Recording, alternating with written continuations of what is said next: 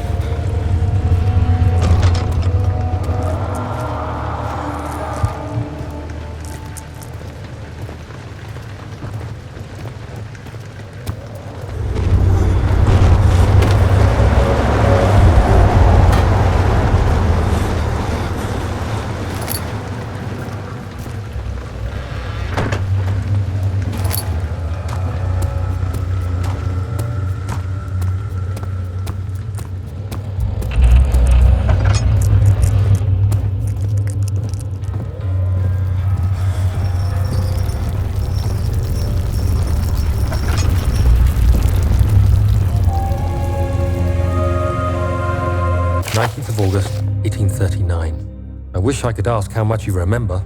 I don't know if there will be anything left after I consume this drink. Don't be afraid, Daniel. I can't tell you why, but know this. I choose to forget. Try to find comfort and strength in that fact. There is a purpose. You are my final effort to put things right. God willing, the name Alexander of Brandenburg still invokes bitter anger in you. If not, this will sound horrible. Go to the inner sanctum, find Alexander, and kill him.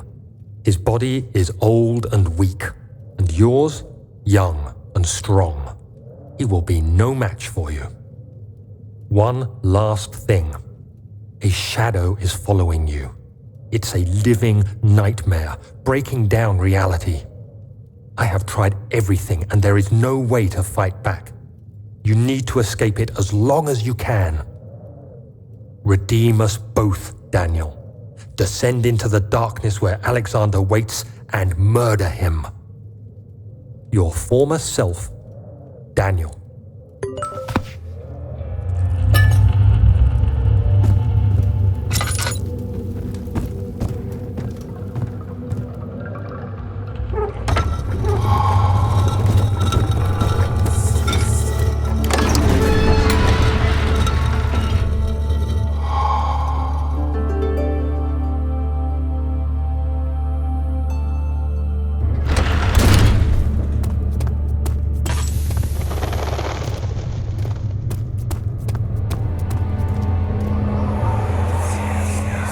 Alexander, is it inside the castle?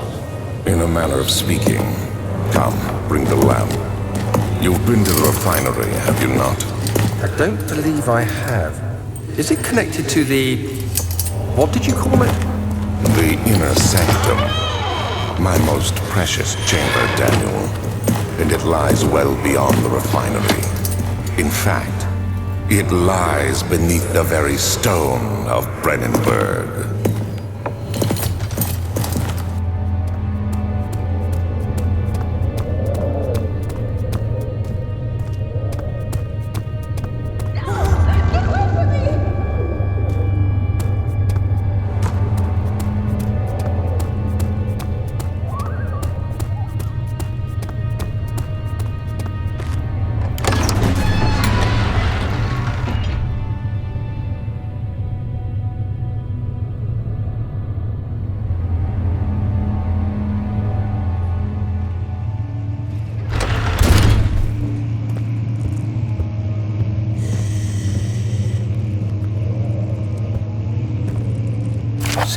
May 1839. The unflinching African sun has continued to plague our expedition, making it impossible to dig until dusk.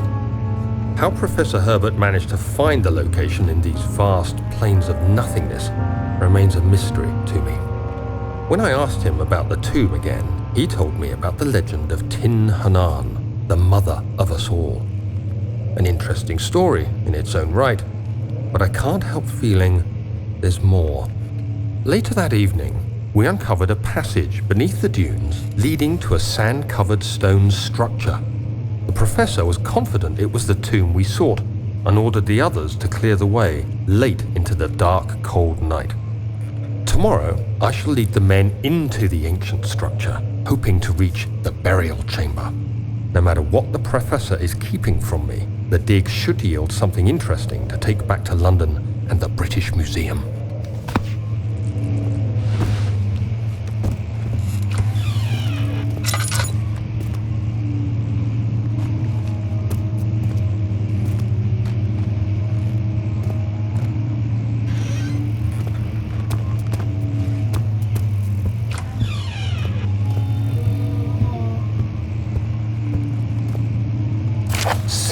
May 1839. My hands tremble as I write. I feel a need to document my tribulation, for I fear that my memory will fail me if I linger. Today, I took some men and ventured into the dark, ancient passage we uncovered. Our torches burned faintly in the murky air as we slowly made our way underground. The men were superstitious and fearful. They argued loudly, and I felt their strange language getting to me. I mustered my strength and yelled at them to continue down the slopes and broken steps. The crudely carved passage confused me. It looked much older than the 4th century structure we had expected. The twisting path emerged into a great antechamber. The walls were lined with statues unlike any I'd ever seen. Despite their unearthly quality, I felt a strange familiarity toward them, which haunts me still. At the far end of the chamber, a great slab of stone sealed off whatever lay ahead. I gave the order to raise it, and as I pushed through the narrow space, the heavy stone suddenly dropped, sealing me inside. I was trapped.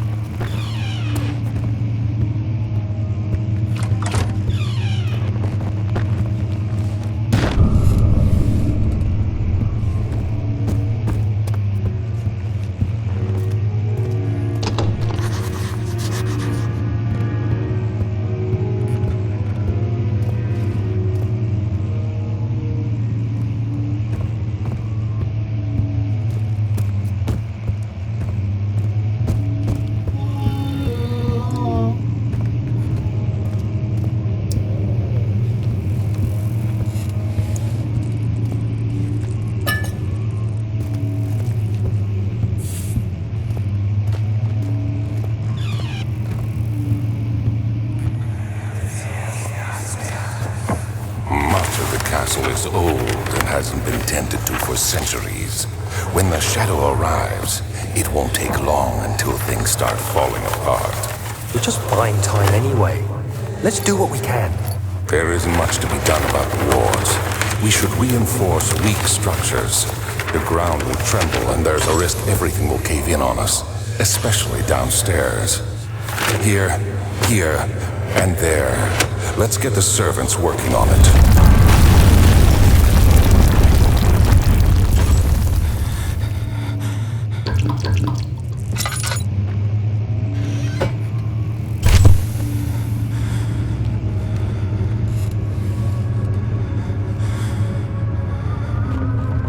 17th May, 1839. After pounding the unforgiving stone wall for what seemed like an eternity, I realized it was hopeless. I was trapped. I fell to the ground, gasping for air, trying to focus. That's when I saw a faint blue shimmer. My weakened body was heavy to carry, but I managed to push myself toward the enchanting light. It was waiting for me. Enclosed in dark nothingness, I felt myself drawn to the mystic light. I reached out, closing it in my hands. The faint glow escaped my fingers and began to spark brightly and spirit me away, unlocking alien memories of spiraling towers, endless deserts, and impossible geometry. The next thing I can remember is the grating sound of stone being lifted, the voices of the Arabs pulling me to safety, and grasped firmly in my hands was the broken pieces of a most peculiar relic.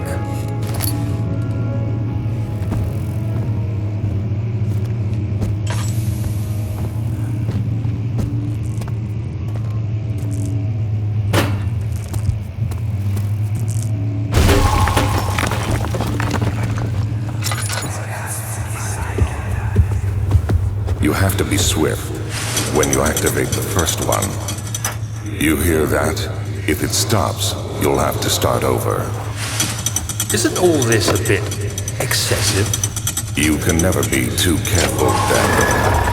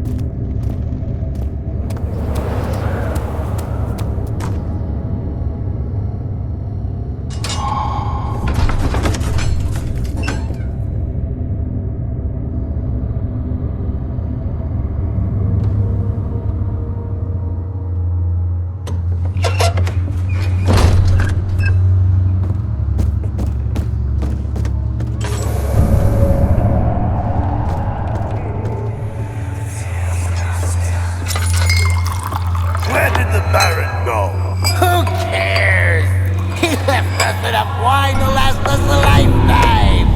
Or at least until tomorrow!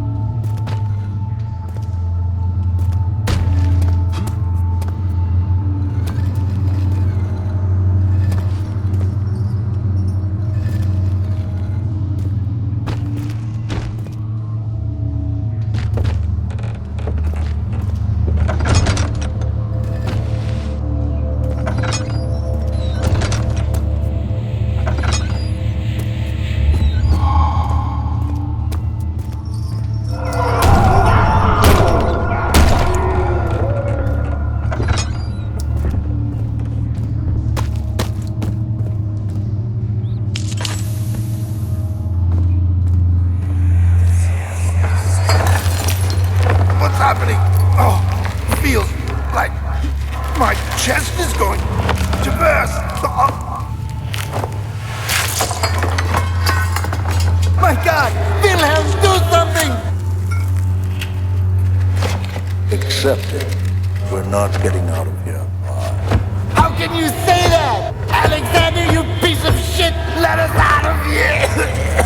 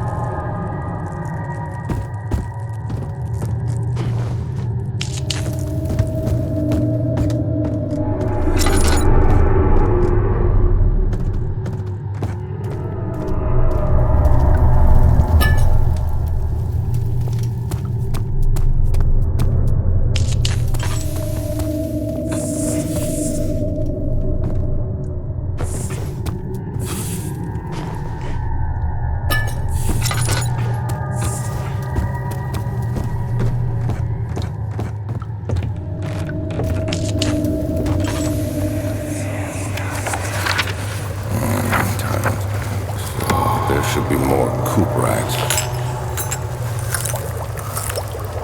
Let me see. And one part aquaforce.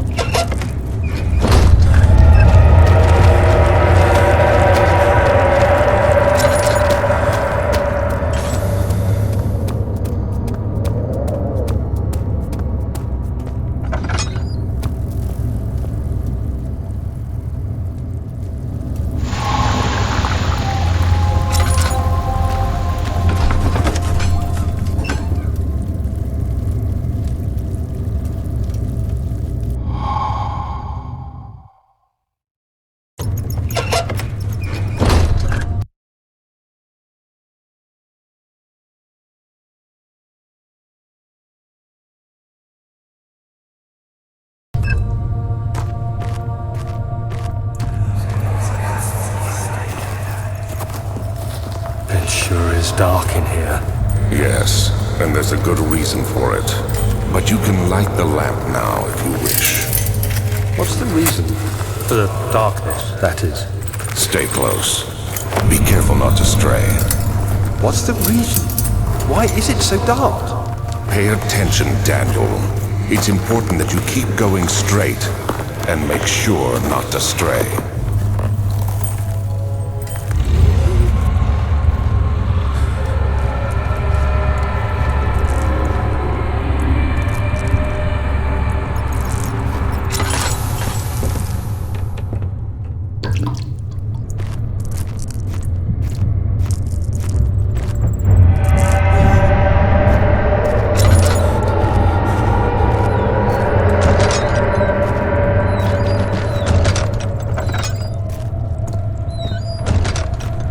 Someone's coming.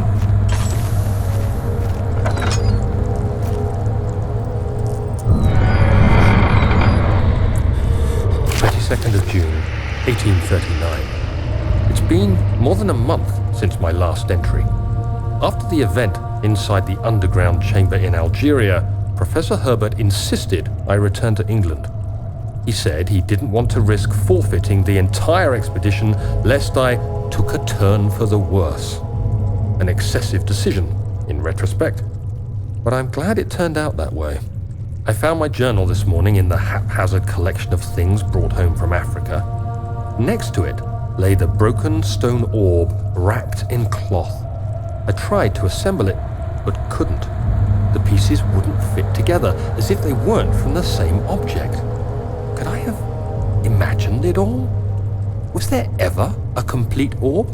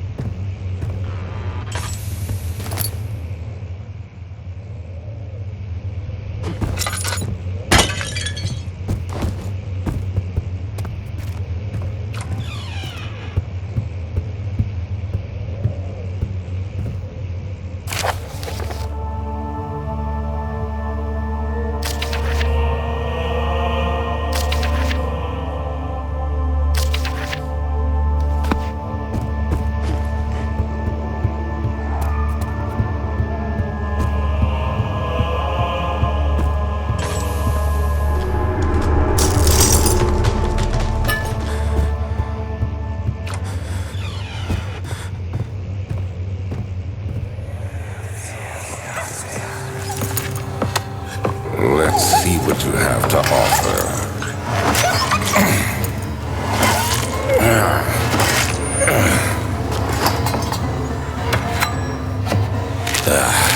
What a mess.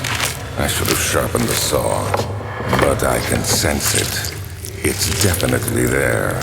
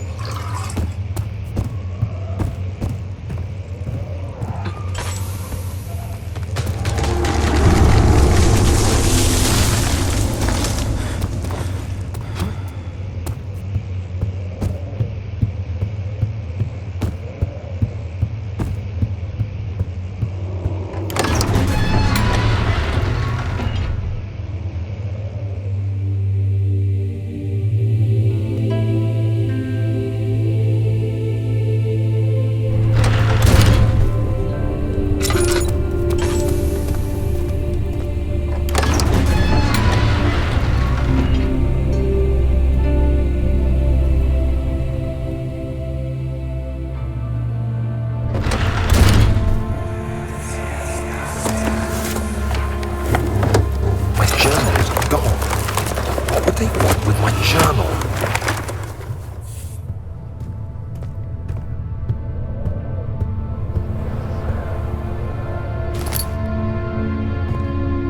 2nd of July, 1839. I received a letter today from the Algerian governor's office disclosing the fate of Herbert's expedition. About a week after my departure, Abdullah, one of the men traveling with us, returned from the desert. He was badly injured, as if maimed by a lion. The man rambled deliriously about the expedition being attacked by something horrible. The French quickly dispatched a search party to look for the expedition. After searching for days, they found the camp abandoned without any trace of Herbert or his men. Tomorrow, I'll retrieve the things they recovered from Herbert's tent at the customs house. I don't know what to make of it, but I'm worried for him.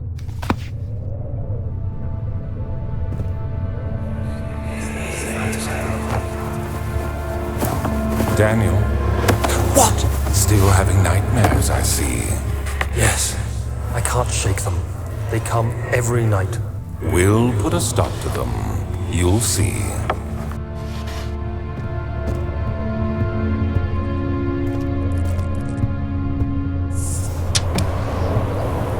Third of July, 1839. Today I picked up Herbert's things at the customs house. I dug through the trove of documents he had carried and found a log detailing the expedition. The nature of this text ranged from quick notes to colourful accounts of transpired events. I skimmed the pages, trying to figure out what might have happened. May 17th, the day I was trapped inside the orb chamber, Herbert dryly states, "Recovered Daniel after 1 hour of entrapment." This confused me greatly. I was suffocating within minutes. How could I have lasted an hour? I continued reading the peculiar text. Herbert states his facts without judgment or passion, but suddenly I could read frustration into his text. He pushed his men to investigate the underground tomb, an effort which seems to have strained the minds of his men. Madness spread through the ranks, and Herbert had to take some extreme measures to continue. He finally visits the chamber himself, where he retrieves the orb to the surface. His account confuses me greatly. If he has the orb, what are those pieces in my drawing room?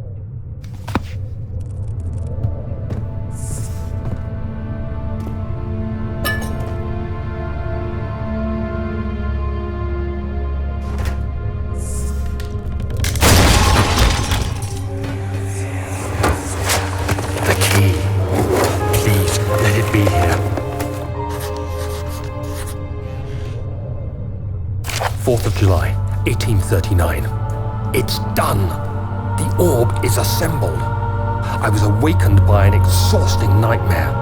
Shaking and sweating, I retired to the drawing room with a cup of tea. The relic pieces lay spread across the table as I'd left them, but somehow I knew how it was supposed to be. I fetched the tar, which I had prepared to fix the pieces together, and without fault I joined them, producing the orb I remembered so clearly. The tar proved unnecessary. It was pushed out from the joining pieces as they merged on their own, with no adhesive. The ancient stone relic now rests on my table. Its immaculate surface and perfect shape could have been molded by a factory. This is all too strange.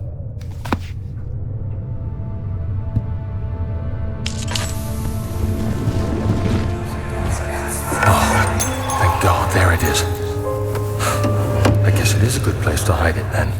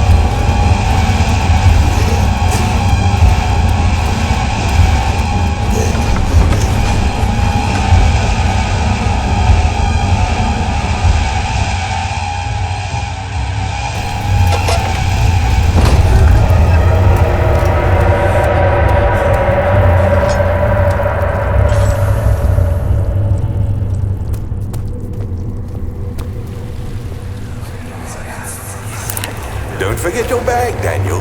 I won't, Herbert. There is no shame in using a parasol in the desert. As it happens, it's imperative to your survival. But it looks ridiculous. The shade will hurt much less than dying, I assure you.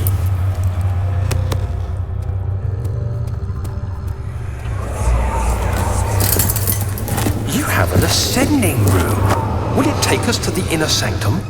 It will definitely take care of the vertical part of our journey. So, you have ridden an elevator before? Yes, the Colosseum at Regent's Park has one. It takes you to the gallery where you can view the panorama. Good. This ride might be a little longer, and in the other direction.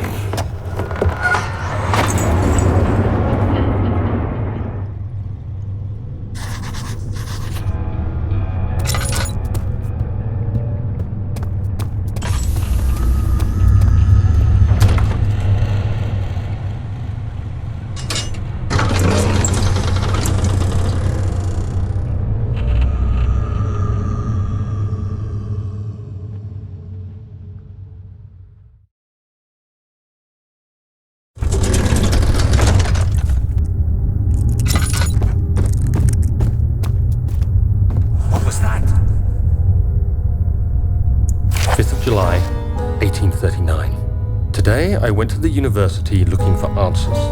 I was able to sneak into Herbert's office and pick up an address book along with some relevant textbooks.